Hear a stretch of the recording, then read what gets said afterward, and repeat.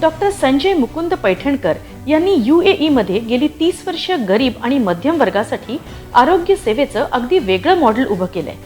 अगदी नाममात्र किमतीत आरोग्य सेवा. नागपूर पासून UAE पर्यंतचा त्यांचा प्रवास खूपच प्रेरणादायी आहे. त्यांनी 1981 मध्ये जनरल मेडिसिन मध्ये MD केलं आणि मुंबईच्या जसलोक हॉस्पिटलमध्ये कार्डिओलॉजीचं प्रगत शिक्षण घेतलं. 1993 मध्ये अजमान मध्ये पहिलं क्लिनिक सुरू करून आपलं वैद्यकीय ज्ञान आणि उद्योजकीय कौशल्य वापरून कमीत कमी किमतीत गरजू लोकांना चांगली वैद्यकीय सेवा द्यायचं ठरवलं. आज त्यांच्या 61 आरोग्य केंद्रांमधून दरवर्षी जवळपास 12 लाख लोकांना उपचार मिळतो. डॉक्टरला असली तरी आजाराला सुट्टी नसते या तत्वावर चालणारं त्यांचं क्लिनिक 365 दिवस सुरू असतं. कोरोनाच्या काळात त्यांनी सातत्याने 24 तास तपासणी शिबिरं घेतली आणि दुबई हेल्थ अथॉरिटीला मोठी मदत केली. दुबई किंवा आखाती देशात अनेक कामगार नोकरीसाठी जातात.